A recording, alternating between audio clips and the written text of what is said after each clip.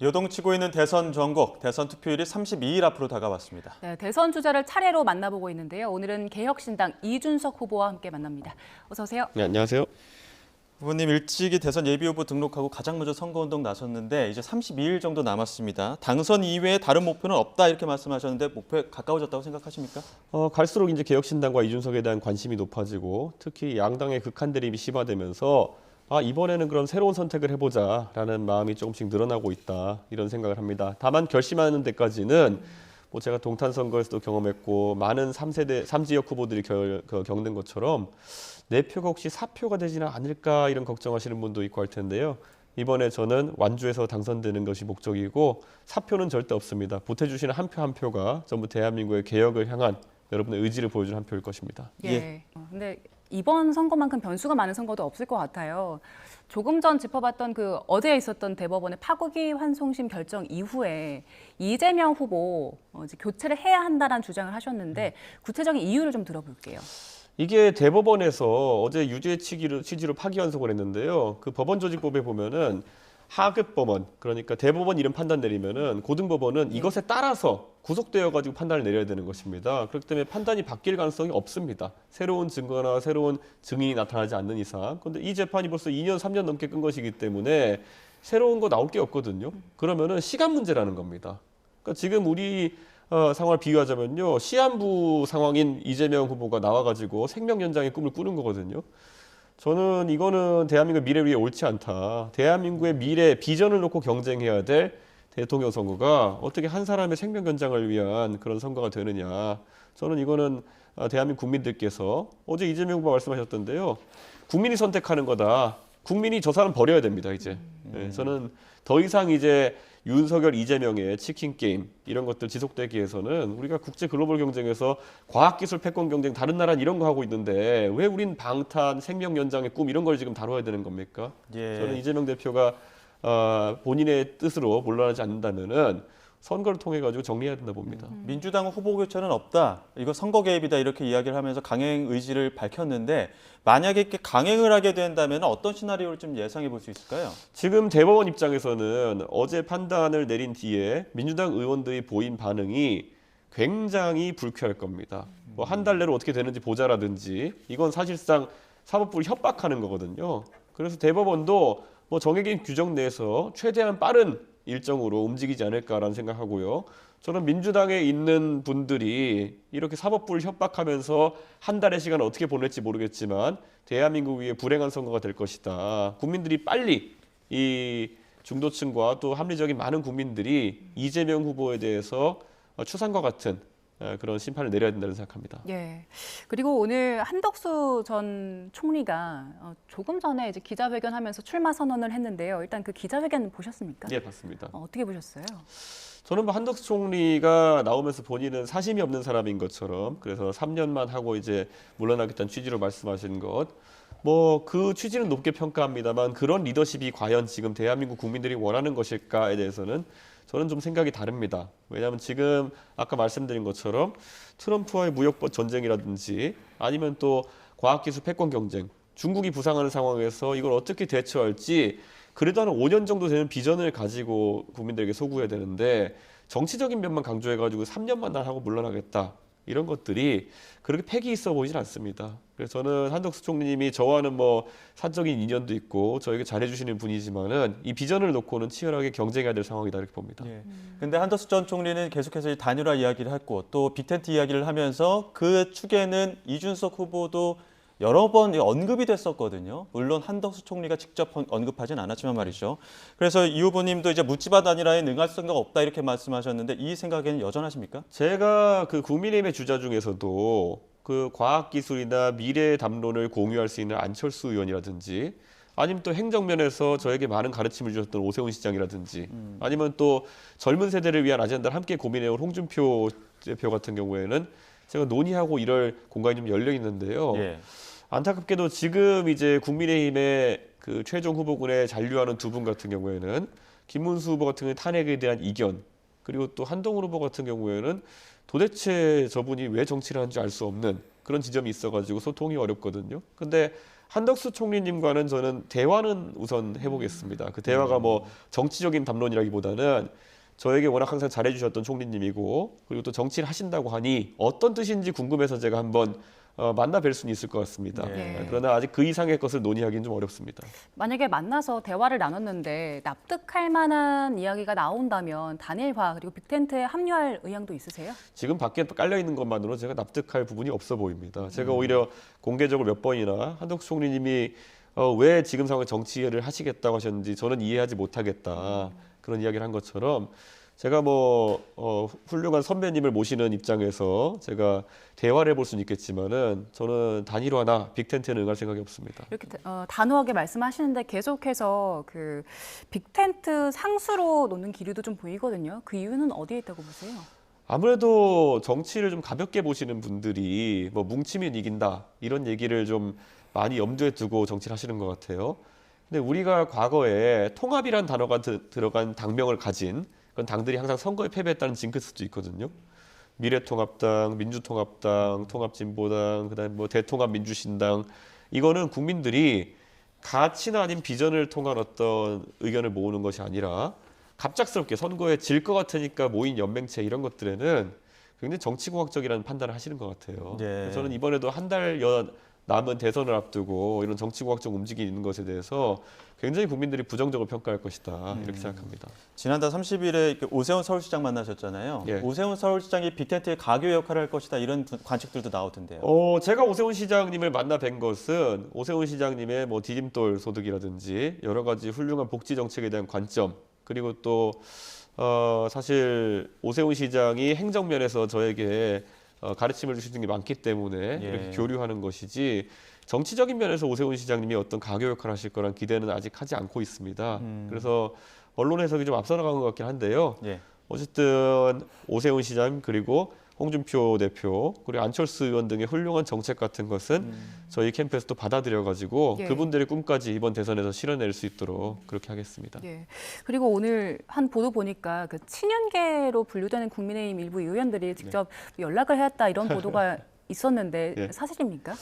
저랑 원래부터 친분이 있는 분도 있었고요. 예. 좀 급작스럽게 연락이 오신 분도 있었는데 대체적으로 좀 최근에 국민의힘 내에서 그 당시에 2022년도에 이준석이란 개인에게 가했던 그런 린치에 가까운 것들에 대해서 좀 생각이 바뀌는 부분들이 있다라는 이야기를 하셨는데요.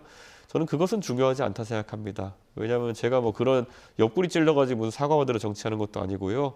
그것에서 뭐 사과를 받거나 아니면 어떤 입장 변화가 있다 해서 지금 뭐 단일화나 빅텐트에 대한 제 입장이 바뀔 수가 없습니다. 예. 그거는 뭐 이렇게 굳이 표현하면 당해본 개인 입장에서 그런 것들 신뢰하기 어려운 것도 첫 번째일 것이고요. 두 번째로는 그거 이상의 어떤 변화가 실질적으로 수반돼야 되는 것인데 그렇지 않을 것 같아가지고 전혀 흥미가 없습니다. 예. 앞서 후보님 김문수, 한동훈 후보 이야기도 잠시 해주셨는데 비상계엄과 조기 대선에 책임 있는 사람들과 함께하기 싫다 이런 발언도 해주셨고요. 이러한 같은 취지의 발언으로 봤을 때는 김문수, 한동훈 후보와는 뭐 정책적인 대화나 이런 것들도 좀 불필요하다고 보시는 겁니까? 그렇죠. 저는 뭐 한동훈 후보 같은 경우에는 특히 저분이 언제부터 그렇게 윤석열 대통령에게 할 말하고 이렇게 강단 있는 정치를 했다고 사실 총선 때까지만 해도 조금 이제 뭐 해보려고 하다가 안 되니까 깨갱하고 이제 눈밭에서 90도 인사하던 게 국민들의 기억에 남아 있는 모습이거든요. 그 다음에도 예를 들어 최상병 특검이라든지 국민들이 꼭 바라는 마음이 있었던 그런 주요 돌파구에서 결국엔 윤석열 대통령에 굴복하거나 아니면 윤석열 대통령의 손을 들어주면서 박정훈 대령이나 최상병의 문제라든지 이런 것들이 있어가지고 젊은 세대가 전혀 공감할 수 없는 방향으로 정치를 해오신 분이거든요. 그래서 저는 지금 와가지고 어쨌든 본인이 상대적으로 윤석열 대통령과 거리가 있어 보인다라고 주장하려고 하는 것 같은데 사실 뭐 예전에 적폐청산 수사할 때부터 윤석열 한동훈조 아닙니까? 같이 보수 진영 절단내는 수사했던 거 아닙니까? 그리고 나가지고도 윤석열 정부가 들어서자마자 2인자로 지목받아가지고 법무부 장관 하면서 다 누린 거 아닙니까? 누가 비대위원장 시켜줬습니까? 근데 그 상황에서 갑자기 상황에 따라 가지고 기회주의적으로 행동하는 것에 대해 가지고 뭐 유권자들이 어떻게 생각할지 모르겠지만은 저는 뭐 정치적으로 그런 분들과는 교류하고 싶지 않습니다. 예. 앞서서는 전국 상황에 대한 이야기 들어봤고요. 이제는 후보님 이야기를 좀 해보겠습니다.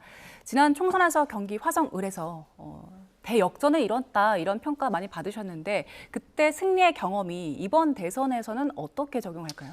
동탄의 주민들이 저를 뽑아주신 거는 우선 동탄 주민들의 그런 정치에 대한 의식이 높은 것도 있지만 한편으로는 양당이 대안이 아니다라는 것을 어느 지역 주민들보다 먼저 알려주신 거다 이렇게 생각합니다. 그래서 젊은 세대가 가장 많이 사는 동탄에서 변화의 씨앗이 싹튼 것이고요.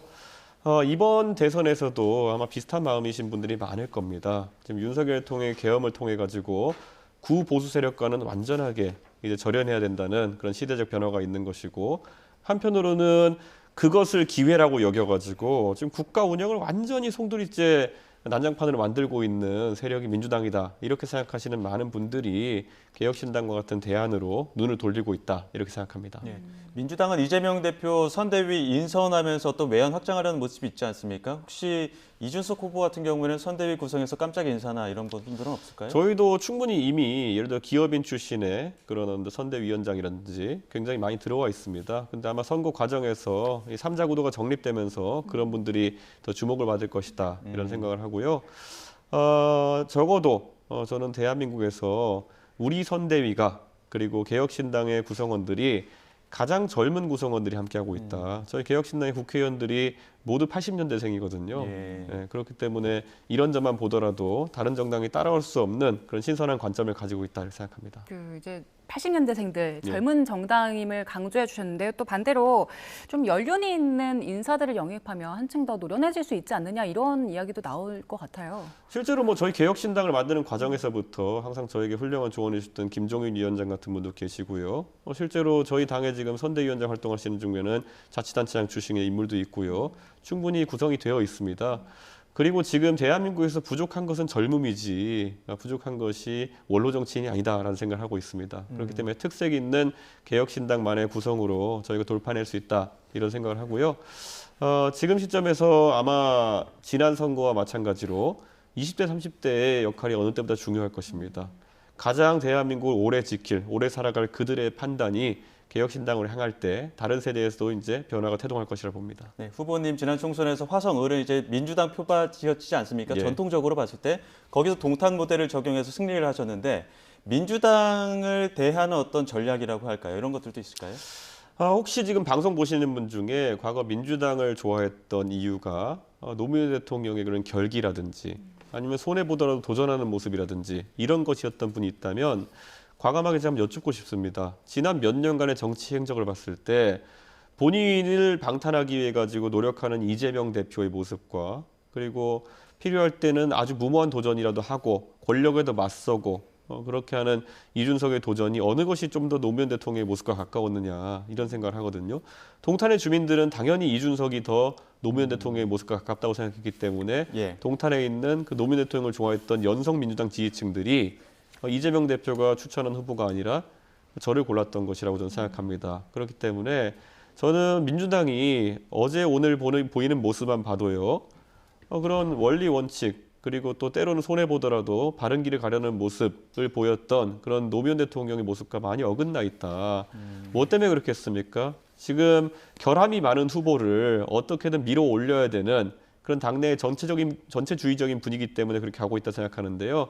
여기에 대해서는 오히려 과거 민주당을 좋아하셨던 아니면 노무현 대통령 같은 분을 좋아했던 분일수록 더 강하게 타박해야 된다. 그런 생각을 합니다. 저희가 앞서 그 보수 진영 쪽에서 나오는 빅텐트 쪽에서 이제 후보님에 대한 영입 이야기가 계속 흘러나온다는 얘기를 했는데 반대로 진보 진영 쪽에서 뭐 빅캠프, 빅텐트 쪽에서 얘기는 없었습니까? 저희가 이제 탄핵 국면에서 같이 범야권으로 활동했기 때문에 저도 친분이 있는 인사들이 있고 농담 삼아서라도 그런 얘기를 하시는 분들이 있긴 있었습니다만은 서로 진지하지 않게 그걸 받아들였고요. 저는 국민의힘에 있는 분들은 오히려 저랑 친분이 있는 분들이 꽤 있기 때문에 진지하게 말씀하시는 분들이 있는데요. 가장 거리감을 느끼는 것은 저에게 얘기하면서 뭐 복당이라는 표현을 쓴다든지 예, 제가 지금 이미 당을 읽어가지고 한 당의 대선 후보가 되어 있고 그리고 저는 이미 국민의힘의 당대표라는 것까지 경험하고 거기서 그들이 쫓아냈기 때문에 이런 시도를 해서 일정한 성과를 냈는데 복당이라는 표현을 쓰면서 제가 마치 그런 것을 원하고 있는데 그것을 수혜적으로 본인들이 뭐 이렇게 기회를 열어준다든지 얘기한다든지 관점 차이가 아주 심각합니다. 예. 예. 본인들이야 뭐 정치를 하면서 그런 것들이 기회로 여겨질지 모르겠으나 저는 그렇게 하고 싶은 생각이나 그렇게 될 이유가 없는 사람이거든요. 그러니까 오히려 제가 약간 대화할 때 거리감 많이 느낍니다. 관점의 차이 때문에. 예. 그 개혁신당에서 원내대표까지 하셨던 양양자 전 의원, 개혁신당 탈당하고 국민의힘에서 경선 치렀는데 개혁신당에서 경선을 좀 치렀으면 어떨까 이런 분석들도 있었거든요. 저도 그런 생각을 했는데요. 아무래도 개혁신당이라는 당에서 그 양양자 의원님이 들어오신 다음에 뭐 당원을 모집한다든지 아니면은 활발한 활동을 통해 당원들의 마음을 산다든지 이런 활동이 지난 1년 동안 준비가 되어 있는 상태는 아니셨던 것 같습니다. 그렇기 때문에 이 안에서 뭐 결과가 예측되어 있던 상황이라 생각해서 예. 뭐 다른 본인이 조금 더 주목받을 수 있는 환경을 선택하신 것 같은데 그건 개인의 선택이고 그 전략이 옳을지는 두고 봐야 될 것 같습니다. 예. 예. 마지막으로 그 이번 대선 상황에서 국민들께 하고 싶은 이야기 있다면 해주시죠. 저는 이번 대선이 보수와 진보의 대결로 치러져서는 굉장히 곤란하다 봅니다. 왜냐하면 그 낡은 이념의 대결이라는 것이 지난 몇 년 동안 얼마나 정치를 퇴보시켰는지 국민들이 보셨을 겁니다. 저는 선명하게 과거와 미래의 대결이 됐으면 좋겠고요. 그러면 미래를 상징하는 저 이준석이 여러분의 눈에 뜨일 것이고요. 그리고 정상과 비정상의 대결이 돼야 된다 이런 생각을 합니다. 지금까지 방탄이나 이런 것들로 정치 질서를 어지럽힌 사람들 아니면 부정선거론 같은 음모론에 빠져가지고 정치를 망가뜨린 사람들 이런 비정상과 비상식에 해당하는 사람들이 다시 대한민국 정치를 담임하게 되면은 대한민국은 중국과의 과학기술 경쟁이나 아니면 글로벌 무역 전쟁에서 한 발짝도 앞으로 나가지 못하고 결국 퇴보하는 정체된 몇십 년을 겪게 될 것이다. 정말 절박합니다. 꼭 이번에 바꿨으면 좋겠습니다. 예, 여기서 마무리하겠습니다. 지금까지 개혁신당 이준석 대선 후보와 함께했습니다. 고맙습니다. 네, 감사합니다.